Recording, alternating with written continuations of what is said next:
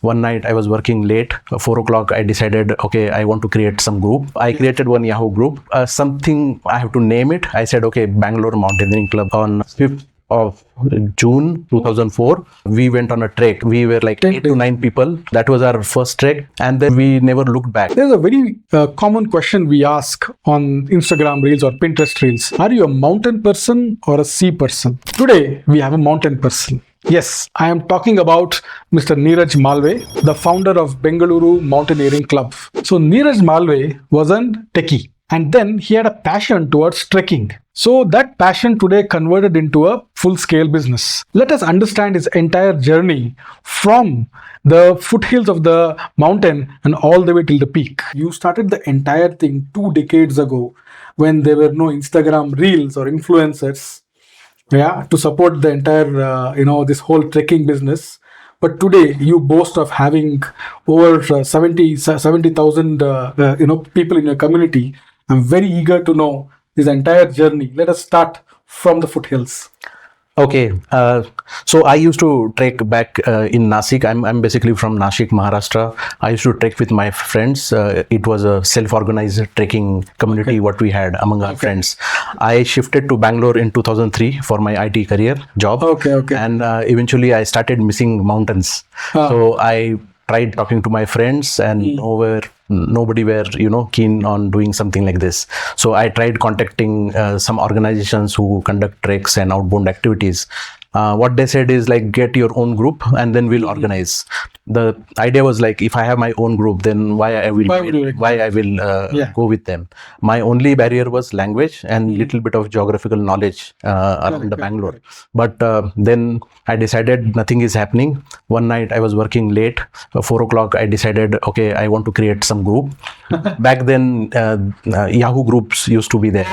So I created one Yahoo group and sent a message to some communities in Yahoo group that, hey, I want to trek and I am looking for like-minded people like me. So that was 27th May 2004. So you remember that day? Of course, yes. And morning 4 o'clock, I created a Yahoo group, something I have to name it. I said, okay, Bangalore Mountaineering Club will be the name. So it was not no, it was like on the spontaneous. Yeah. And then immediately after a few days, that is on 5th of June 2004. Hardly 15 days. We went on a trek. We were like 8 to 9 people. We went to Ooty region. Sholuru Kokal is the trek. I still remember that trek. So that was our first trek.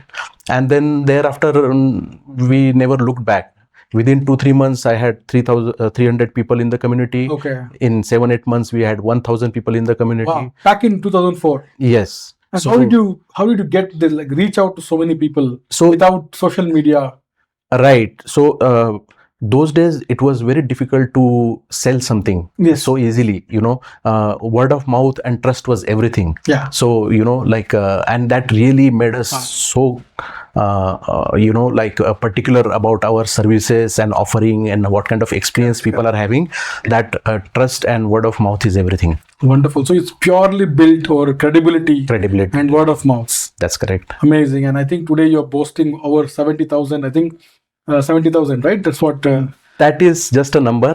We have stopped tracking that number long back because, what matters is how many people are coming back to you instead of, how many people are there in the community. Like one person trek with us and they want to go on another trek. So we want them to come back to us again. So you have some loyal trekkers with you. Yes, very much. Wonderful. So they keep coming back do they come back for a repeat experience or something new? Or they choose between, treks. How does it work? Right. So we have around 40 to 80 treks we have explored, somewhere between that number in all over South India. And we have spent a lot of time going in the mountains, finding the trails and creating the routes those days. And in those days. And people want to visit to such a places, so they sign up for a new trek, new experience every time. New experience with same set of people. Okay, so you said South India, right? So that means you spread all across South India? Now, yes, Kerala, Tamil Nadu is also there. But it used to be a weekend getaway kind of thing. So we chose treks near Bangalore only, but now slowly expanding Slowly, periphery to closer by Okay. area. Whichever is 2 days thing within that weekend particular we can time yeah, frame. yes. But you are saying that almost 90% of the treks are in and around Bangalore. That's correct. That's your focus. You're That's very correct. clear that you want to keep it a very hyper local trek, right? And why so? Why the decision? So chasing exotic destinations, any company can do that, but getting deep into the mountain, what we have done once, go on that trail again and again, understand the nature, like you see risks, you see behavior of people when you go to same place again and again. It's like practicing one thing 1,000 times. Correct. Yeah. Practice makes you perfect. That's correct. Yes. So you have stuck to keeping your treks in and around Bengaluru. That's what your core competency is. 90% Focus you is can that. say. Yes, focus is that. Wonderful. Can you just quickly run us through some of the most popular treks in this entire in the list of treks that you have, mountains or you have? So near Nandi Hills there is a Kayora Betta. There is a Yes. How is it that you're able to manage a repeat-driven clients or trekkers? How are you able to manage that? So once somebody goes on our trek and they find the experience was good, arrangements were good, then they want to explore another mountain what we have on our list. So generally a different mountain but same group, same people is what they also prefer. So basically they like your entire, it's very well professionally managed, right? And there is proper customer service in the modern hospitality. We don't really do that, but the best part is the experience what they get, which is given by nature, not by us. We are just like a logistic facilitator for them. Wonderful. But yeah, we organize everything in a much better way. Great. I think that is something that the tourism industry lacks. I'm great that you're able to bridge that gap. So coming to the next question, what are the places that you take them for trekking in and around Bengaluru? So in and around Bengaluru, I would say in Chekbellapur there is a place called Skandagiri. It's one of my very favorite treks. Yes. In Kolar there is Antargange. That's another my favorite trek. Ramnagaram. Sholay. Yeah. Sholay movie was shot there. Yes. Ramnagaram. Again, like you go there 10 times and you have 10 different routes you can try. Wow. Sawan Durga is one. Sawan Durga, yeah. Sawan Durga, you can also do a technical climbing there. Like a couple of friends during old rock climbing days, we have done the technical climbing with all the gear. With all the gears. Yes. And also regular trekkers, for them there is another steps for them. Yeah. So these are few treks. If I have to tell the list, it's a very long one. Wonderful. So I think the next important thing that we want to know is that how profitable are you, or are you still trying to break even?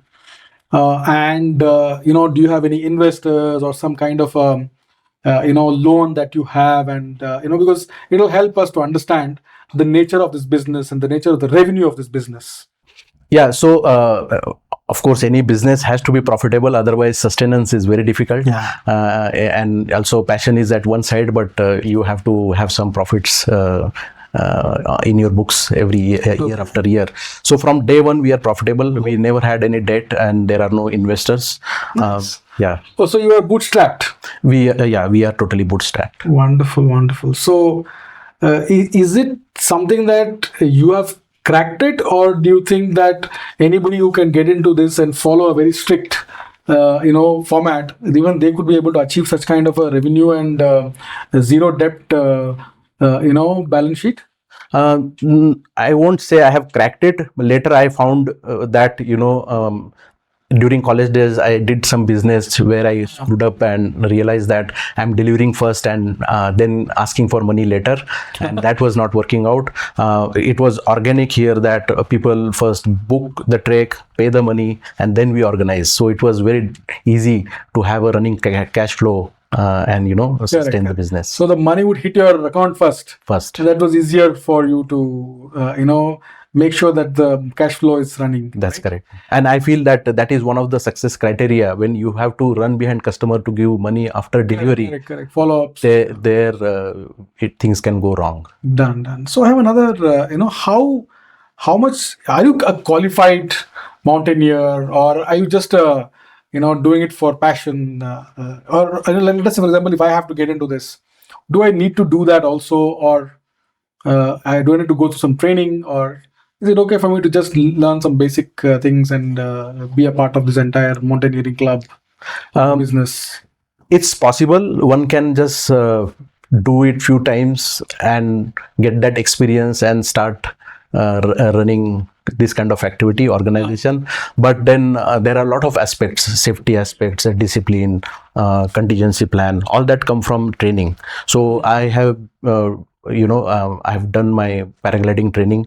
I have done paragliding in a lot of places all over India. So it's a certified course, is it? It's a certified course. So I have done. There are different schools, paragliding schools, and they are affiliated with different organizations. Like Federation of Aviation, International Aviation. There are such organizations. They decide the course structure, and then we join the course. And there are levels: P1, P2, P3. Back then it used to call P1, P2, P3. Okay. Now the name is something else. But then I have done those 3 level courses. Okay. Yeah. Anything specific to mountaineering and rock climbing? Are there some such kind of courses? Certified courses rather. Yes, rock climbing is also a sport. Like it's categorized as a sport. In Bangalore, there is a Kantirwa Stadium. There is a beautiful wall there. Correct. There are a few people who teach kids to rock climb. Yes. So that's the initial giving a test of rocks. Correct. And then when they go in mountain, they become a mountaineer there. For that, there are some courses like HMI, Himalaya Mountaineering Institute, NEEM, Nehru Mountaineering Institute, Nehru Institute of Mountaineering. Like that, there are few semi-government or government accredited organizations. They give mountaineering training in subsidized rate. So when they incur expense of 50,000 rupees, the course fee will be only 4,000 rupees. So one of such a course I also have attended in the past. Yeah. Okay. So that means you're a certified mountaineer. Mountaineer, no, I had to drop out. Last 7 days, my health was bad. I was in high mountains and my health was bad. So I had to drop out that time. But that experience I got back. Okay. Great. Now, if I really look back, you started it as a hustle, right? You're still doing your IT job, and then your passion drew you towards creating the Bengaluru Bangalore Mountaineering Club. Are you still now doing the same hustle, or now you become completely a businessman or an entrepreneur who's running this entire thing? So the beauty of BMC, because I was also into mainstream job, I created a system process. Okay. And it is completely automated. What? So, yes. So it is completely automated. I don't have to be present there. And that's when, I also moved to Pune for my job. So you're actually remotely handling this? That's correct. Right now I'm remote. Oh, so who's running the entire show here? We have a team. Okay. There is a manager. There are trek guides and accounts team, and they take care of everything. Oh, great. So you have actually put a system in place now. Wonderful. How big is your team? So the office team is 4 to 5 people, but along with trek instructors or guides, we have more than 50 people in our team. Wonderful. This organization spans almost 20 years now, 2 decades. And how has been this journey with your trekkers, or you have a lot of people who have been with you, right? How has their journey also, how have they grown in this organization? Can you throw some light about that? You're talking about the team, what I have? Yes. Okay. So, there are 2 parts of my team. Like, one is my operational team who sit in the office and manage everything. And another team is like people who go on the mountain, and they are actually face of BMC because they meet people on the mountain and trek. Yes. So all of them are passion driven. Somebody is earning 1 lakh rupees salary somewhere. Somebody is doing some stable job, but they have some love toward mountain. So they undergo a small training, and after that they take care of going on such a treks. Okay, so you've made sure that you've taken them along. They've also grown along with you in the organization. Has anybody started something on their own and been successful? Many of them, I don't want to take name of people because there'll be many, but yeah, there are some clubs. So you've inspired many. I can say so. They got inspired by BMC. Yes. Wonderful. Great. We also have someone, like, it's not just about business, but we also have someone who started trekking with BMC. I would like to tell his name, Satyarup Siddhanta, and he once went to Parvat Malai with his friends, and then he started liking that nature and mountain. So he joined BMC and he started going with BMC on treks. And then one day he went to Everest base camp with BMC. Oh. BMC only organized Everest base camp, and that day he decided that I want to do that Everest summit. He's done that? He has not only done the Everest summit, but he conquered all 7 peaks in 7 continents, those 7 highest peaks in 7 different continents. Wow. And he is Guinness World Record holder now, the youngest one to do that. Wonderful. And it was inspired through BMC. Yes. Nice. Some great case studies also coming out from here. Coming back to your interest in having the treks in and around Bangalore, weren't you tempted long time ago to spread all across in India and all over the world? Why did you choose to spread only recently? Yeah, instead of chasing exotic locations, we thought that we will have a deep connect with the mountains around us here, and like go to same trail again and again, get seasoned there. It might be boring sometime for us, but it's almost like doing a PhD of one subject rather than studying multiple subjects. Specializing, and that helped us, we understand the people's behavior, we understand the risk, we understand operational difficulties, and then it becomes very easy. People who come on trek, they never feel that they are doing something very adventurous thing. It becomes a very easy process for them. Was traffic and the bad roads also a reason for you not to go beyond Bangalore? Not like that. We want to keep it as a weekend getaway. So people have to go out. So Friday evening they will go out, and by Sunday night they have to be in. So that geographical boundaries are there. Yeah, exactly. It's quite logistically, it is quite convenient. Right. Wonderful. So Neeraj, you have reached a particular rate of success rate in this business. What is an ideal reason for that?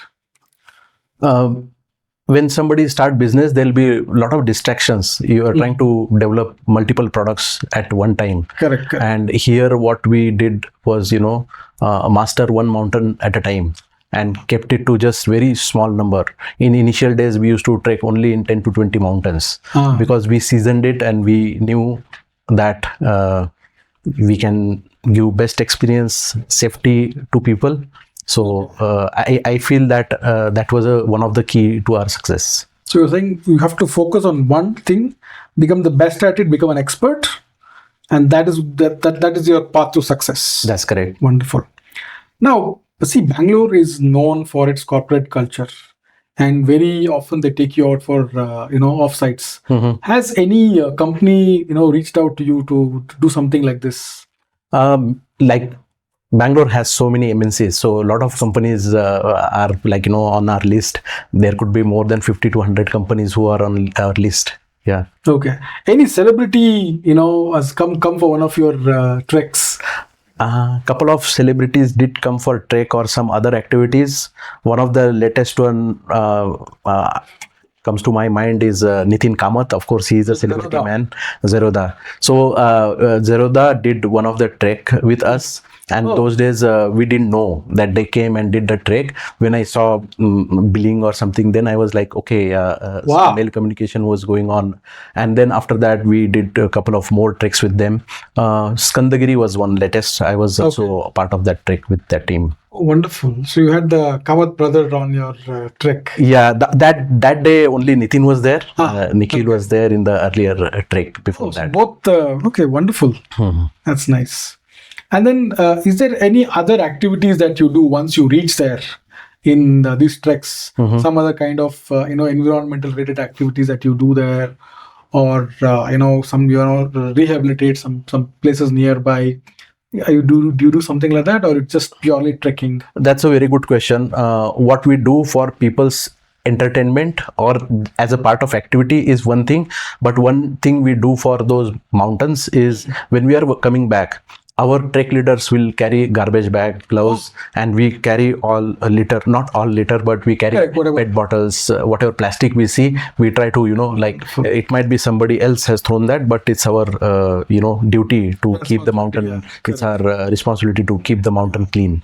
So that's one thing we do very regularly. Nice. And apart from that, those are the treks we do it on regular treks. When we are cleaning the, picking the plastic, other trekkers also join in. And we also do few very specific cleanup treks, cleanup drive, when people know that their agenda here is not to just trek, but also do some social service. Which is one of the treks where you have maximum amount of garbage? Skandagiri, is it? That's a very well-known place, and a lot of people trek there.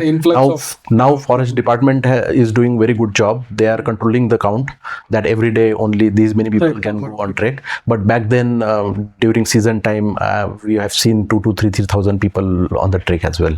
So, isn't it little dangerous when you have too many people there? It's very dangerous for the nature, ecology, exactly. And for for ecology, it is very dangerous, and for themselves when they. If things are not organized, like they go as a party or picnic place, go there, booze and so that is very dangerous. So I agree. Do you also think that there should be some kind of a law for such kind of mountains? So there is no law, but there are guidelines. Okay. There are guidelines defined by Ministry of Tourism. We are Ministry of Tourism approved adventure tour operator. So they have certain guidelines which we have to follow. Okay. Are they strictly adhered to and imposed, or it's left to your own? Exactly. So no one is going to come and check what you are doing, but it's our own responsibility to follow that. And in terms of safety aspects, we do make sure that we follow those guidelines. If tomorrow something happens, some mishap happen, then we have to produce what steps we took. Great. Wonderful, Neeraj. It's great talking to you. I think what I want to know in the last is there a message that you want to give to the audience? Especially that trekkers or mountaineers who want to, join your paths. You can communicate to them. And how do we reach out to Neeraj or the Bengaluru Mountaineering Club? Okay, so you asked me two questions actually. One is for people who want to get into this business. So I would say focus is the key. Going too much into social media marketing or building project plan on Excel sheet is not going to work. Take the backpack, put on your boots, go on the mountain, study the mountain. Once you know that, then you can take people there. Nice. What you do on computer is not going to help here. What you go do on the ground will create a success story in this business line. I think that's a very nice advice. And how do we reach out to you? BMCadventures.com is our website. Neeraj Malve is my Instagram ID. Yes. So they can ping you, they can DM you. Yeah, you can DM me. I'll be available. I'll answer if any questions. Wonderful. It was great having you on this podcast, Neeraj. I really hope, more such entrepreneurs come in different parts of the country and provide these locally designed treks. I think that is more important than we traveling too far away and doing some treks. I hope, there are many such Neeraj all across this country and probably over the whole world. I hope you inspire them.